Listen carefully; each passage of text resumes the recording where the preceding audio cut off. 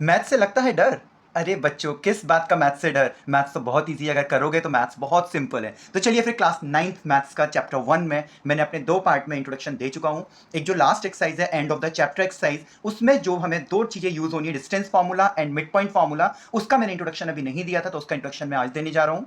तो पहले हम स्टार्ट करते हैं डिस्टेंस फार्मूला। डिस्टेंस फार्मूला कब, क्यों और कैसे यूज करते हैं। ओके, तो अगर हमारे पास 2 पॉइंट गिवन है, ठीक है, point A and point B. अब पॉइंट ए एंड बी अगर हमें गिवन है तो ऑब्वियसली इनके कोऑर्डिनेट्स भी गिवन होंगे। तो इनके कोऑर्डिनेट्स क्या होंगे? पहले वाले का होगा x1, y1, ठीक है, एंड सेकंड बी वाले का होगा x2, y2। अब हमें क्या करना है, इन 2 पॉइंट्स के बीच की अगर डिस्टेंस फाइंड करनी है तो वो डिस्टेंस फॉर्मूला से फाइंड होगी। और डिस्टेंस फॉर्मूला क्या होता है बच्चों? डिस्टेंस फॉर्मूला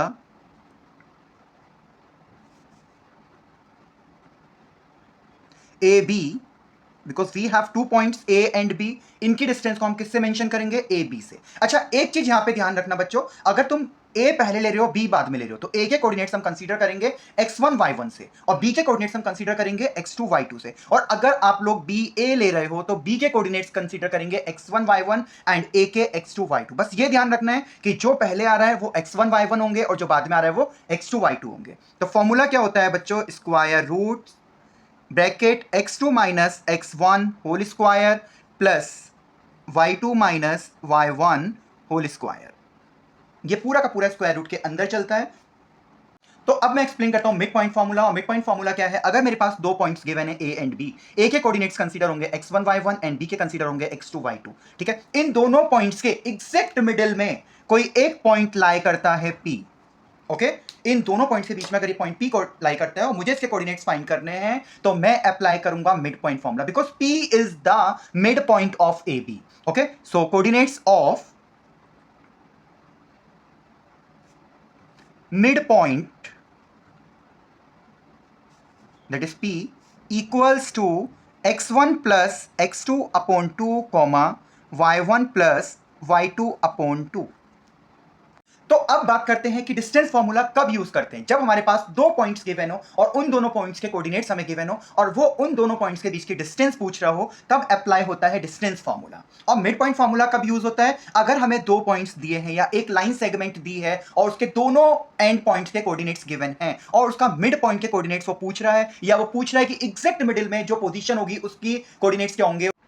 तो अब डिस्टेंस फार्मूला को मैं एक्सप्लेन करता हूं एग्जांपल की हेल्प से। मेरे पास एक लाइन सेगमेंट है ए बी, जिसके दोनों end point A and B के कोऑर्डिनेट्स हमें गिवन है और उसने पूछा है कि ए बी की डिस्टेंस क्या है। तो distance A B equals to, सबसे पहले हम फार्मूला लिखेंगे, उसके बाद हम क्या करेंगे कि जो पहला हमारा पॉइंट है ए, उसके कोऑर्डिनेट्स को हम कंसीडर करेंगे x1 y1 एंड बी के हम करेंगे x2 y2। उसके बाद हम सिंपल से वैल्यू पुट करेंगे।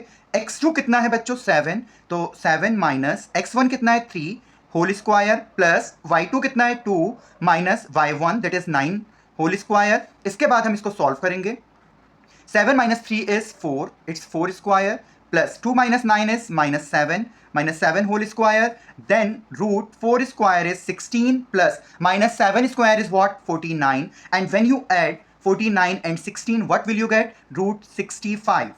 एंड जब हम डिस्टेंस फाइंड कर रहे हैं बच्चों, तो डिस्टेंस की एक यूनिट होती है, बट यहां पर कोई भी यूनिट मेंशन नहीं है, और ये आप लोगों को ही पता होगा जब यूनिट मेंशन नहीं होती है तब हम क्या लिखते हैं? सिंपली हम लिखते हैं यूनिट्स। अगर हम यूनिट्स मेंशन नहीं करते हैं डिस्टेंस के केस में तो मान के चलो कि हाफ मार्क डिडक्ट हो जाता है। तो प्लीज इन पॉइंट्स को ध्यान में रखना है। जैसे जैसे मैं क्वेश्चंस कराऊंगा आप लोगों को बताऊंगा क्या पॉइंट्स जरूरी है, किसकी वजह से मार्क्स हमारे कट हो जाते हैं। अब मैं एक्सप्लेन करता हूं मिड पॉइंट फार्मूला को with the help of example. तो मेरे पास अभी एक लाइन सेगमेंट है ए बी, जिसमें ए के कोऑर्डिनेट सेम है जो यहां थे 3,9 और बी के कोऑर्डिनेट्स हैं 7,2, और उसने पूछा है कि ए बी का एक मिड पॉइंट है पी, हमें उसके कोऑर्डिनेट्स फाइंड करने हैं। How to find these coordinate? सबसे पहले हम ए के कोऑर्डिनेट्स को मार्क कर लेंगे x1 y1। हमेशा ध्यान रखना जब आप क्वेश्चन सॉल्व कर रहे हो इससे रिलेटेड, तो या तो आप पेंसिल से या पेन से इसको नोट डाउन कर लो कि x1 y1 क्या है और x2 y2 क्या है। उसके बाद सिंपल है कि आपको वैल्यू पुट करनी है। यहां x1 is 3 plus x2 is 7 upon 2 comma y1 is 9 and y2 is 2, so 9 plus 2 upon 2। अब इस स्टेप पर ना बच्चे बहुत ज्यादा मिस्टेक करते हैं, क्योंकि हम लोग भी जब एग्जाम की शीट चेक करते हैं ना तो बहुत ज्यादा मिस्टेक्स इस तरह की निकलती है। कुछ बच्चे क्या करते हैं बेटा, ये 2 से 2 कैंसिल कर देते हैं। सपोज यहाँ पे 2 है, 2 से 2 कैंसिल कर दिया, यहाँ 4 होता तो वो 4 को 2 से कैंसिल आउट करते, 2 2 4। तो इस तरह की मिस्टेक आपको नहीं करनी है। सिंपल सी चीज है, अगर कोई भी चीज फ्रैक्शन में है और ऊपर भी एक सिंगल टर्म है नीचे भी सिंगल टर्म है, then only it will be cancelled out. और अगर ऊपर 2 टर्म है नीचे 1 टर्म है तब प्लीज कैंसिल मत करना, या ऊपर 1 टर्म है नीचे 2 टर्म है तो उन्हें आपस में कैंसिल आउट मत करना, सिंगल सिंगल टर्म के केस में ही उसे कैंसिल आउट करते हैं। Now 3 + 7 is 10, 10/2, 9 + 2 is 11, 11/2, just solve it, 10/2 is 5 and 11/2 is 5.5, so midpoint आया बेटा AB का 5,5.5।